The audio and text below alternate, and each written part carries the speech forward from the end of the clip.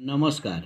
आज हम लोग ऋषिकेश पंचांग के माध्यम से और अन्य गणना के माध्यम से कुंडली बनाना सीखेंगे। कुंडली बनाने से पहले हमें किन किन बातों पर ध्यान देना चाहिए, इन सभी बातों को आज ध्यान से हम लोग देखेंगे और समझेंगे। पंचांग तो हमारा मूल अस्त्र है, जिसके माध्यम से हम लोग अध्ययन करते हैं। तिथि, वार, नक्षत्र इत्यादि, लग्न देखना, बहुत सारी बातें हमारे पंचांग के माध्यम से ही प्राप्त होते हैं।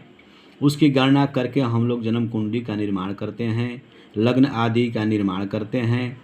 तो पहले हमको इस कुंडली के बनाने से पहले किन किन बातों पर ध्यान देना चाहिए, आखिर उसका क्रम कैसा है, किस प्रकार हमें कुंडली का निर्माण करना चाहिए। उसके पहले हमें यदि यह जो बात जानकारी नहीं रहेगी, यदि हम लोग उस बात को नहीं जाने रहेंगे, तो हम कुंडली का निर्माण नहीं कर सकते हैं। तो अब थोड़ा सा हम लोग चर्चा कर लेते हैं कि कुंडली बनाने से क्या इसके सभी फल जो होते हैं अच्छे होते हैं। हाँ, इसके जवाब में हम आप लोगों को देंगे कि ज्योतिष केवल विज्ञान ही नहीं है, यह गणित भी है। इसके द्वारा आप किसी भी स्थिति की जानकारी प्राप्त कर सकते हैं। इसमें ग्रहों के स्वरूप और उनका जीव जंतुओं का पर पड़ने वाले प्रभाव, जीवन में कब घटनाएं घटित होगी, किस समय प्राणियों में मानसिक स्फूर्ति होगी, आदि आदि बातें आती है। इतना ही नहीं, इसके आध्यात्मिक पहलू भी है, जिसका कि हम लोग हमारे जीवन से जुड़ा हुआ है। ग्रहों की स्थिति का पता लगाकर उनके स्वरूप और गुणों को देख करके ऊहापोह करते हुए फलादेश करना उस समय तक सफल नहीं होगा, जब तक कि बताने वाला ज्योतिषी भी उतना ही पवित्र नहीं है। हमें इस बात पर अवश्य ध्यान देना चाहिए। जिस समय बालक का जन्म होता है, उसकी जन्म कुंडली बनाई जाती है और अशुभ ग्रहों के लिए ग्रह शांति के उपाय बताए जाते हैं। आप जानते हैं कि कुंडली इतना फल देता है जिसका कि हमारे पुराणों में भी मिलता है। जैसे कृष्ण भगवान का जन्म जब हुआ था, तो उसके बाद नंद जी उन्हें लेकर के गर्ग मुनि के पास गए थे, यह जानने के लिए कि बालक के ग्रह क्या बताते हैं। ग्रहों की स्थिति में हमें पता चलता है कि इस बालक के जीवन के किस विभाग में प्रगति हो सकती है तथा इसके लिए उसे क्या करना चाहिए, उसका भी निर्णय हमारे कुंडली में होता है। यदि जीवन के आरंभ में ही हम बालक की प्रगति चाहते हैं, तो उसे उसी दिशा में प्रेरित करें जिसमें उसकी योग्यताएं शीघ्र और शुभ फल देने वाली है, और यह ज्योतिष शास्त्र के सहायता एवं सरलता से ही ज्ञात हो सकता है। हमें ज्योतिष शास्त्र का अध्ययन करने से पहले उसके तथ्य को जानना अति आवश्यक है। अब जैसे देखिए, कुंडली का निर्माण आप कर रहे हैं, तो पहले राशि चक्र और उसके ग्रह जो होते हैं उसमें बैठे हुए, उनका अध्ययन हमें बहुत ज़रूरी है। जैसे मान लीजिए हम एक ही बार कुंडली बनाना प्रारंभ कर देंगे और पीछे की उसके बातों को नहीं जानेंगे कि राशि चक्र क्या है, ग्रह क्या है, लग्न क्या है, तो हम एकाएक कुंडली का निर्माण नहीं कर सकते हैं। इसीलिए बहुत सारे कमेंट आ रहे थे कि आप ज़रा हम लोगों को क्लियर करें कि जो कुंडली का निर्माण कैसे प्रारंभ किया जाए। तो इसी पर हमने वीडियो लाया है, जिससे कि आप लोगों को जानकारी होनी अति आवश्यक है। कृपया विलंब से वीडियो को मैं डाल रहा हूं, इस पर ध्यान न देते हुए आप लोग इस वीडियो को पूरी तरह अच्छी से तरह से देखेंगे तो निश्चित ही इससे आपको लाभ प्राप्त हो जाएगा। राशि चक्र जो है वह पृथ्वी सूर्य की परिक्रमा करती हुई स्थित मानी गई है।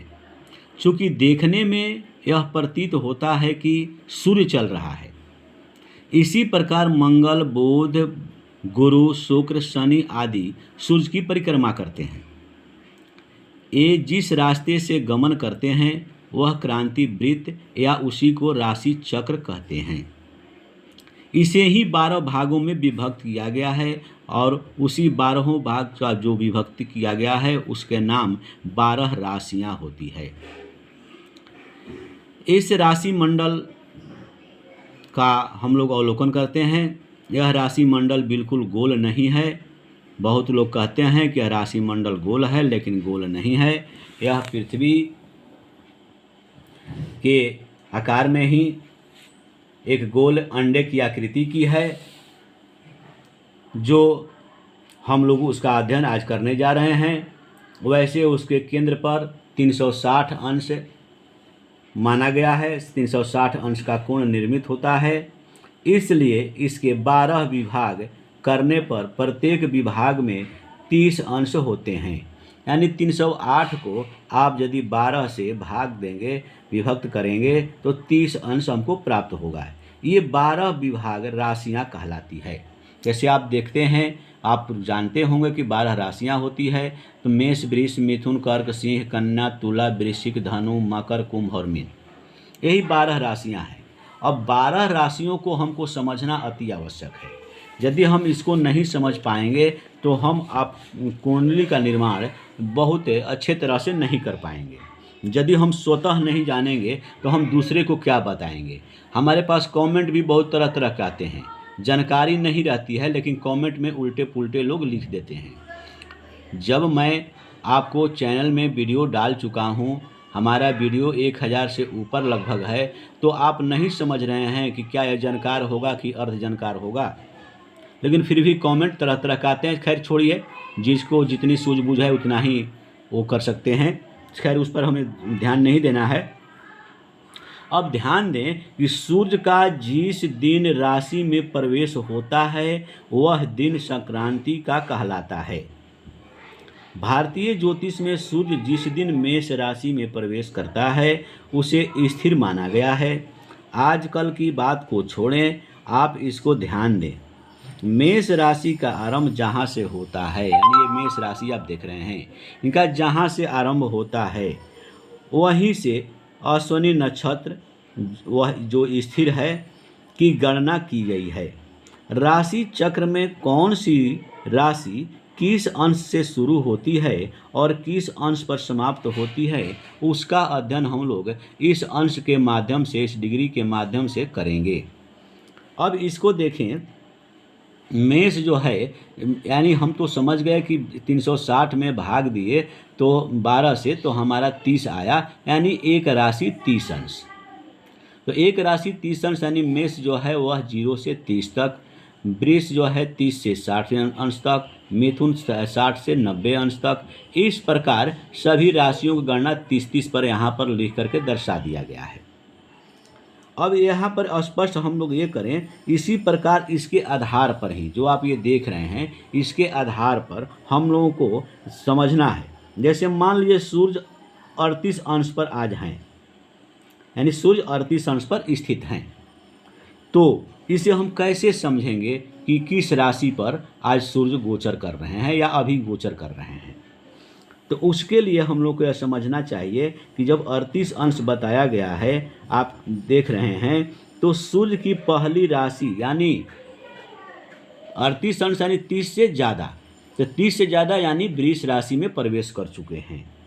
यानी इसको कैसे लिखेंगे, हम लोग स्पष्ट लिखेंगे, एक राशि और उसके बाद आप लिखेंगे 8 अंश, यानी एक राशि 8 अंश।